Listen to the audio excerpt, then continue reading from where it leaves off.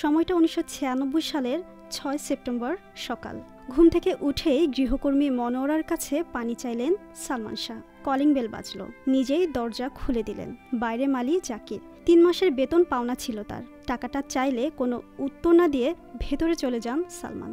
ইন্টারকমে দারোয়ানকে phone করে বলে দেন বাসায় যেন কাউকে ঢুকতে দেওয়া না হয়। এরপর বেডরুমের দরজার সামনে অনেকক্ষণ চুপচাপ দাঁড়িয়ে থাকেন সালমান। সামিরা টিভি দেখছিলেন। এক দৃষ্টে শেষবারের মতো তাকিয়ে থাকেন স্ত্রীর দিকে। এরপর ঢোকেন বাথরুমে। পরে ড্রেসিং রুমে ঢুকে ভেতর থেকে দরজা বন্ধ করে দেন। আর কয়েক ঘন্টা পরই দেশ জুড়ে ছড়িয়ে পড়বে স্বপ্নের নায়কের আকস্মিক বিদায়ের খবর। আদালতে জমা দেওয়া পুলিশ ব্যুরো অব ইনভেস্টিগেশনের রিপোর্ট বলছে ৫ সেপ্টেম্বর সকাল থেকে উত্তরায় শুটিং করেছেন সালমান। সন্ধ্যার দিকে যান এফডিসিতে। ফোন করে স্ত্রী সামিরাকেও যেতে বলেছিলেন সেখানে। সামিরা গিয়ে দেখেন স্টুডিওতে ডাবিং চলছে। ভেতরে ঘনিষ্ঠ অবস্থায় সালমান ও শাবনূর। এই দৃশ্য দেখে রাগ করে বাইরে চলে আসেন সামিরা। পরদিন বাদল খন্দকারের একটি সিনেমায় শাবনূরের বিপরীতে চুক্তিবদ্ধ হওয়ার কথা ছিল সালমানের। এফডিসিতে তাকে টাকা দিতে গিয়েছিলেন বাদল। রাতে সালমান ও সামিরার সঙ্গে একই গাড়িতে তিনিও যান নায়কের বাসায়। বাসায় গিয়ে হঠাৎ সিদ্ধান্ত বদল নায়কের। শাবনূরের সঙ্গে কোনো সিনেমায় কাজ করবেন না জানিয়ে পরিচালকের সামনে চুক্তিপত্র ছিঁড়ে ফেলেন। শাবনূরকে নিয়ে তখনও সালমান সামিরার মধ্যে কথা কাটাকাটি চলছিল। দুজনকে বুঝিয়ে শান্ত থাকতে বলে চলে যান বাদল।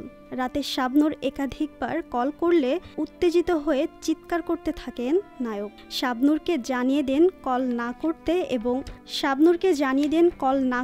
এবং আছড়ে ভেঙে ফেলেন তার দেওয়া উপহার ফ্যান ও মোবাইল। এই পরিস্থিতিতে সামিরা ছেড়ে চলে যেতে চাইলে ব্যক্তিগত সহকারী আবুলকে পাঠিয়ে তাকে ফিরিয়ে আনেন। পিবিআইয়ের তদন্ত প্রতিবেদনে উঠে এসেছে তাদের সম্পর্কের শুরুর দিকটাও। চট্টগ্রামে একটি ফ্যাশন শোতে ১৯৯০ সালের ১২ জুলাই তাদের পরিচয়। ধীরে ধীরে ঘনিষ্ঠতা, প্রেম, বিয়ের সিদ্ধান্ত। শুরু থেকে ছেলের এ সম্পর্কে মত ছিল না নীলা চৌধুরীর। তবে সামিরাকে বিয়ের সিদ্ধান্তে অটল ছিলেন একরোখা জেদি স্বভাবের সালমান। এ নিয়ে মায়ের সঙ্গে ঝগড়া করে ১৯৯২ সালের নভেম্বরে কেয়ামত থেকে কেয়ামত সিনেমায় শুটিংয়ের সময় স্যাবলন খেয়ে আত্মহত্যার চেষ্টা করেন সালমান। একই বছরে ২০ ডিসেম্বর গোপনে বিয়ে করেন তারা।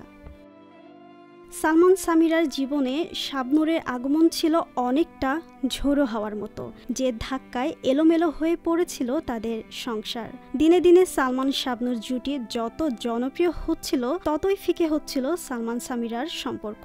অথচ ভালোবেসেই বিয়ে হয়েছিল তাদের। সালমানের মৃত্যুর পর তার গৃহকর্মী জরিনা বেগম আদালতে যে জবানবন্দি দেন তাতে গুরুত্বপূর্ণ হয়ে উঠেছে সালমান সামিরা শাবনূরের ত্রিভুজ প্রেমের বিষয়টি।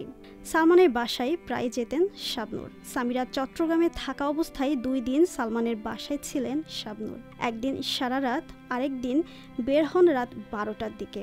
ফিরে এসে জানতে পারেন সালমানের স্ত্রী। নায়কের স্ত্রী এটা ভালোভাবে নিতেন না।